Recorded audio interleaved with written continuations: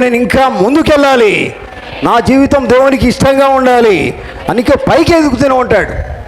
ఆమేన్. దేవునికి స్తోత్రం. చూడండి ప్రియులారా, వర్తమానము వాక్యం మీరు తింటున్నప్పుడు మీ లోపల ఉన్న లోకమంతా రాలిపోతుంది. ఆమేన్. ఎప్పుడైతే నువ్వు వాక్యం వింటున్నావో వర్తమానం తింటున్నావో నీ లోపల ఉన్న లోకమంతా కూడా రాలిపోతుంది. అంటే అర్థమైంది, నీ లోపల లోకం ఉన్నట్టుగా లెక్క. నీ లోపల లోకం ఉన్నట్టు కదా, అది రాలిపోవాలా, నీ లోపల ఉండదు.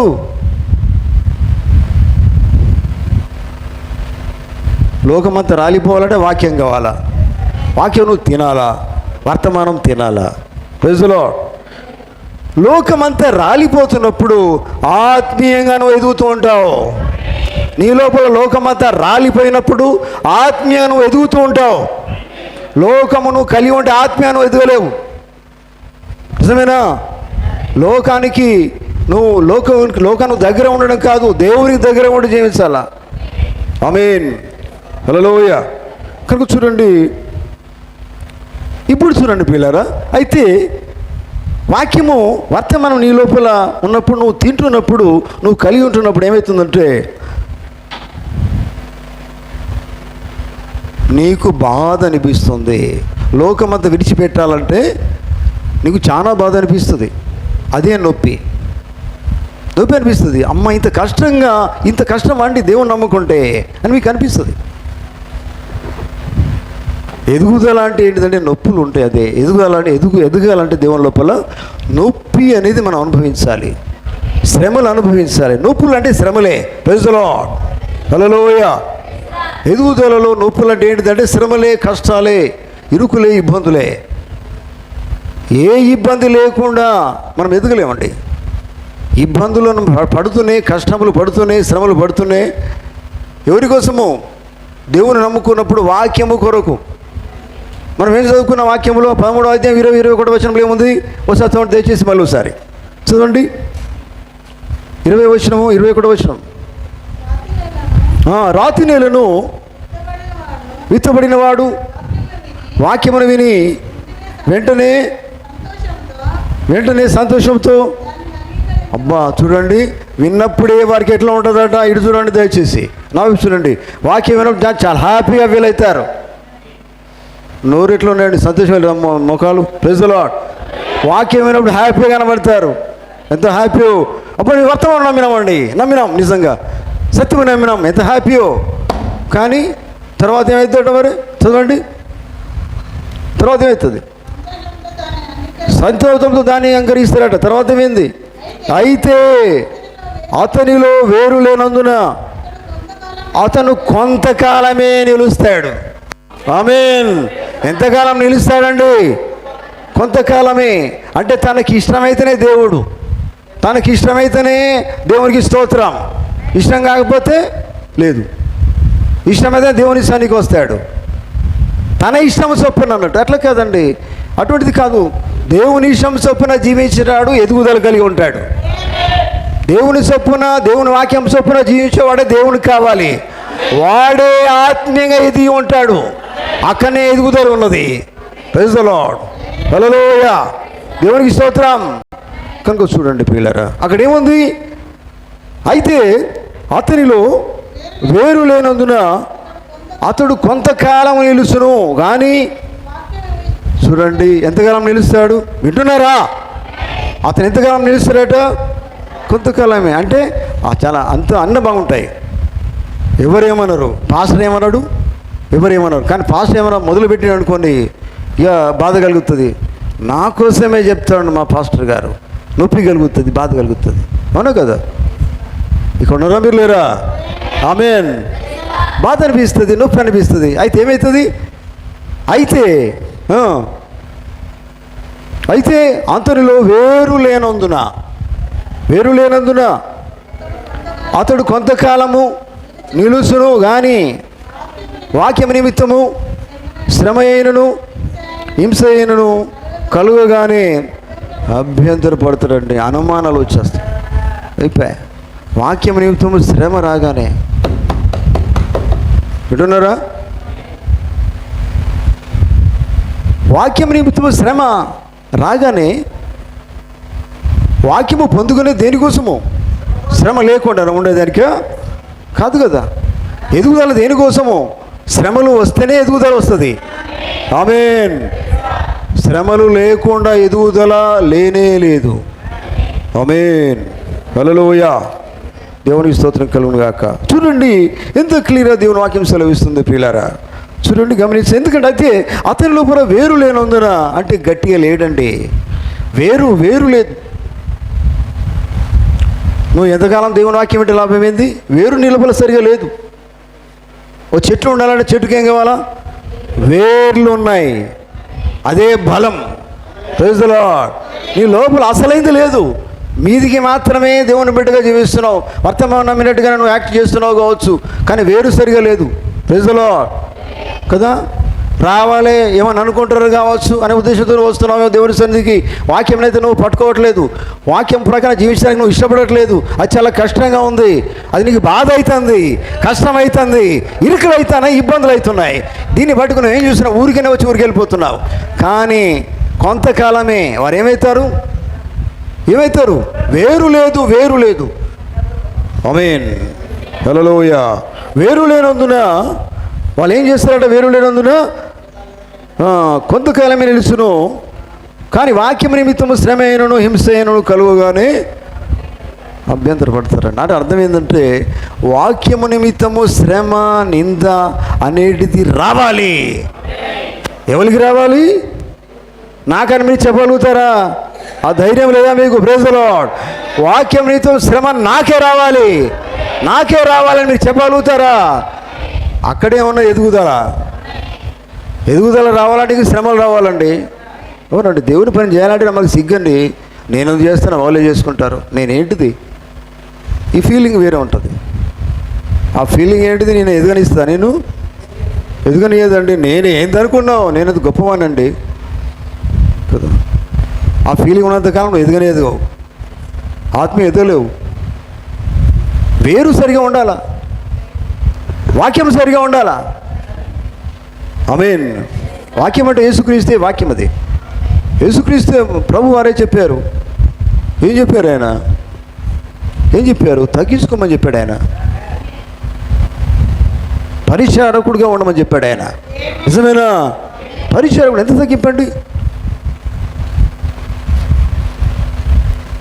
ఆమేన్.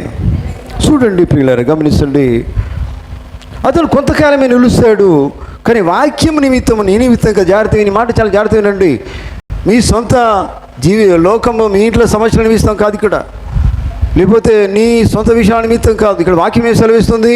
వాక్యం నిమిత్తం అని చెప్పబడుతుంది. చేతులు ఉన్నాయి, హల్లెలూయా. చేతులు ఎత్తండి, హల్లెలూయా. నీ కోసం కాదు శ్రమ, వాక్యం నిమిత్తము. దేవుని కోసం మనం జీవించినప్పుడే నీకు శ్రమ వస్తుంది. నిజమేనా? వాక్యం నిమిత్తము శ్రమ అయినను హింస అయినను రాగానే అనుమానం, అబ్బా ఎందుకు నేను నమ్ముకుంటున్నా దేవుణ్ణి, అభ్యంతరం వచ్చేస్తుంది, అనుమానం వచ్చేస్తుంది. ఎంత బాగుండండి, రాకపోతే వస్తేనే ఏదో వింటిని బాధ అనిపిస్తాండే ఇవాళ కదా. రాకపోతే బాగుండండి నువ్వు అనుకుంటూ కొంతమంది ఉంటారు సంఘంలో. అటువంటి వాళ్ళు కూడా ఉండొచ్చు ఇక్కడ. ఇక రాకపోతే ఇది వినకపోతావు, నాకు బాధనే ఉండకపోవు కదా. నువ్వు ఎదుగుగా ఇక నీకు బాధ రావాలా, నొప్పి రావాలా, శ్రమ రావాలా, కష్టం రావాలా, ఎదుగుదల కావాలా, అన్నిటికీ సంబంధం ఉందండి. లేకపోతే ఎదుగలేవు. Praise the Lord. ఆమేన్. దేవుని స్తోత్రం కలుగును గాక. కనుక చూడండి ప్రియులారా, అందుకనే ప్రియులారా, నిజంగా మనం ఆత్మీయంగా ఎదగాలంటే మన లోపల ఎంతవరకు ఈ లోకం అనేది ఉన్నదో అదంతా పూర్తిగా రాలిపోవాలా. అది రాలిపోతే కానీ నువ్వు ఎదగలేవు. కొంచెం కూడా లోకం ఉండొద్దండి. ఎందుకంటే కొంచెం కాదు, మనము దేవుని బిడ్డలము కదా. కొంచెం దేవుని బిడ్డలమా, లేకపోతే సంపూర్తిగా మనం దేవుని బిడ్డలమేనా? సంపూర్తిగా దేవుని బిడ్డలమైతే మనం కొంచెం అనేది ఏమాత్రం మన లోపల లోకం ఉండకూడదు. ఆమేన్. హల్లెలూయా. దేవునికి స్తోత్రం. చూడండి ప్రియులారా, నిజంగా నువ్వు ఎదిగిన దానివైతే, ఆయన కుమారునివైతే, కుమార్తెవైతే, ఆత్మీయంగా ఎదిగిన వారైతే, చూడండి మీరు ఎక్కడికి వెళ్ళినా నీ లోపల ఉన్న వెలుగును నువ్వు కప్పి పెట్టలేవు. Praise the Lord. నువ్వు ఎక్కడికి వెళ్ళినా కానీ నీ లోపల ఉన్న వెలుగు అంటే దేవుని వాక్యమే. Praise the Lord. నీ లోపల ఉన్న వాక్యము, నీ లోపల ఉన్న యేసుక్రీస్తును, నీ లోపల ఉన్న పరిశుద్ధాత్మను, నీ లోపల ఉన్న ఎదుగుదలను నువ్వు కప్పి పెట్టుకోలేవు. అది కనబడుతూనే ఉంటుంది. ఆమేన్. అది నీ లోపల కనబడాలా. ఎదుగుదలలో ఇది ఉంటుంది. నువ్వు ఎదుగుదల ఉంటే, నువ్వు నడుస్తుంటే, నువ్వు మాట్లాడుతుంటే, నువ్వు ప్రయాణం చేస్తుంటే చూడండి అంత వెలుగే. వెలుగంటే దేవుని వాక్యమే. నువ్వు నడిచిన చోటు కల్లా వెలుగే. అందుకే నీ భక్తున్నాడు దాన్ని నువ్వు కప్పి పెట్టలేవు. నువ్వు కప్పి పెట్టలేవు, దాచిపెట్టలేవు. ఎందుకంటే నీ లోపల ఉన్నది నీతో అయ్యే పని కాదు. అది నీ లోపల ఉన్న దేవుని ఆ కార్యం చేస్తున్నాడు. Praise the Lord. దేవుని వాక్యమును, దేవుని వర్తమానము కలిగి ఉన్నప్పుడు చూడండి నువ్వు ఎక్కడికి వెళ్ళినా కానీ వెలుగే కనబడుతుంది. ఆ వెలుగు నువ్వు దాచిపెట్టలేవు. దాచిపెడదామన్నా దాచిపెట్టలేవు. కప్పి పెట్టలేవు అని పలుకుతున్నాడు. దేవునికి స్తోత్రం. ఎందుకంటే నీవు ఎదుగుతున్న కొలది వెలుగుగానే మారిపోతావు. ఆత్మీయంగా ఎప్పుడైతే ఎదుగుతావో అప్పుడు నువ్వేమైపోతున్నావు? వెలుగుగా మారిపోతున్నావు. వెలుగంటే ఏమై ఉన్నది అనుకున్నారో మీరు? వెలుగంటే ఏమనుకున్నారు? వెలుగంటే యేసుక్రీస్తే. వెలుగంటే దేవుని వాక్యమే. కనుక నువ్వు ఏ రీతిగా మారిపోతున్నావు అంటే యేసుక్రీస్తు వలనే మారిపోతున్నావు. ఎఫెసీ పత్రిక 4:15 ఏముందండి? ఒకసారి చదవండి దయచేసి. ఎఫెసీ 4:15.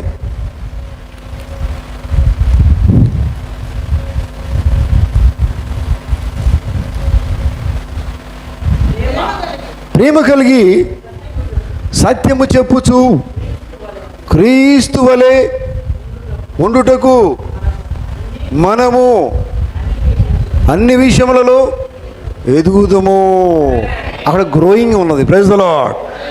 ఎదగడం ఉన్నది అక్కడ. దేవునికి స్తోత్రం. వింటున్నారా? అక్కడ ఏముంది? మళ్ళీ చదవండి దయచేసి. ప్రేమ కలిగి, లోక ప్రేమలు కాదు ఇక్కడ. ఇటు చూడండి, ఏ ప్రేమ ఇది? దేవుని ప్రేమ కలిగి. ఆమేన్. ప్రేమ కలిగి ఏది చెప్పుచ్చు, ఏది మాట్లాడచ్చు, పనికిరాని మాట్లాడు ముచ్చట్లు పెట్టాడు కాదు. వాళ్ళ గురించి వీళ్ళ గురించి ఇదే ఎల్లకాలం ఈ ముచ్చట్లు మనకు అవసరం లేదు. దేవుని బిడ్డలు అట్లా మాట్లాడరు. వారు ఏం మాట్లాడతారు? ప్రేమ కలిగి సత్యము చెప్పుచు. దేవుని వాక్యమునే మాట్లాడుకోవాలి. అదొక ఎదుగుదల అవుతుందండి. వాక్యం మాట్లాడుకుంటే ఏమవుతుందండి? యేసుప్రభు గురించి మాట్లాడుకుంటే చూడండి, మాట్లాడుతాడు దేవుడు అక్కడ ఉంటాడండి. ఎక్కడ 2-3 నానాం పేరుడు మాట్లాడుకుంటారో కూర్చుంటారో అక్కడ ఆయన ఉంటాడు. ఆమేన్. దేవుని ఆత్మ అక్కడ ఉంటుంది. సత్యము చెప్పండి కలిగి చెప్పుచు క్రీస్తు వలె ఉండుటకు మనము అన్ని విషయాలలో ఎదుగుదుము. మనం అన్ని విషయాల్లో ఎదగాలండి కదా. నిన్నడు లేకని ఇవాళ ఉండదు. నేను 10 సంవత్సరాలు చర్చిపోతున్నావు, ఎదుగుదల లేదు. లాభం ఏంది? ఎందుకు వస్తున్నావు? మరి నీ మార్పు ఏది? ఎక్కడుంది నీ మార్పు? ఎక్కడుంది? ఎదగమని బైబిల్ చెప్తుంది కదా. అవునా కదా? అన్ని విషయములలో ఎదుగుదము అని బైబిల్ చెప్తోంది. ఎట్లా ఉండాలి? ఎవరు లెక్క ఉండాలట? ఎవరు ఎగ్జాంపుల్గా పెట్టాడు దేవుడు అక్కడ? ఒక మనిషి కాదు ఆయన, దేవుడు. ఆయన క్రీస్తు వలె ఉండుటకు అని చెప్పాడు అక్కడ. చూడండి మనం ఎట్లా ఉండాలట? ఎవరు ఎలాగ ఉండాలా? ఒక వ్యక్తిలాగా ఉండడానికి ప్రయత్నం చేయొద్దు కదా. మన దగ్గర ఉన్న ప్రయత్నం అది కదే. ఆయనలాగా ఉంటే బాగుండు, ఈయనలాగుంటే బాగుండు. లేకపోతే సినిమా చూసేటోళ్ళు సినిమా యాక్టర్గా ఉండాలని ఆశపడతారు. బాగా బంగారం వేసుకుంటే వాళ్ళు ఎక్కువ ఉంటే బాగుండాలని ఆశపడతారు. ఇవన్నీ వాళ్ళ ఫోకస్ మన లోపల ఉంది. అవన్నీ పక్కన పెట్టండి. మనకు మనిషిలో ఫోకస్ కాదు, దేవుని ఫోకస్ కావాలా. ఆమేన్. బైబిల్ ఏం చెప్తుంది? యేసుక్రీస్తు వలె ఉండుటకు అని చెప్తుంది. నిజమేనా? మనకెవరు మాదిరిగా ఉన్నారు ఇక్కడ? యేసుక్రీస్తే మాదిరిగా ఉన్నాడు. దేవుడే మాదిరిగా ఉన్నాడు. దేవుడే మానవుడిగా వచ్చాడు. ఆయనే మనకు మాదిరిగా ఉన్నాడు. ఎందుకంటే ఆయన లోపలనే పరిశుద్ధమైన జీవితం ఉంది. అదే మనకు ఆయన నేర్పిస్తున్నాడు. ఆయన వల్ల జీవించమన్నాడు. Praise the lord. అందుకని ఆయన వాళ్ళు ఉండుటకు ఒక విషయంలో కాదు, ఎన్ని విషయాల్లో? అన్ని విషయాలలో మనం ఎదుగుదాం. అన్ని విషయాల్లో మాట కావచ్చు, క్రియ కావచ్చు, నడక కావచ్చు, చూపులు కావచ్చు, హెచ్చుదల అనేది మనకు ఉండవచ్చు. అవన్నీ పోవాలా. నిజమేనా? ఆయన వలె ఉండుటకు మనం అన్ని విషయాల్లో ఎదగాల. దేవుని స్తోత్రం. వింటున్నారా దేవుని బిడ్డలారా? అర్థమవుతుందా మీకు వాక్యము? కనుక మనం అన్ని విషయాల్లో ఎదగాలంటే ఏం కావాలా? లోకం అనేది రాలిపోవాలా. Praise the lord. కనుక ప్రియులారా గమనించండి,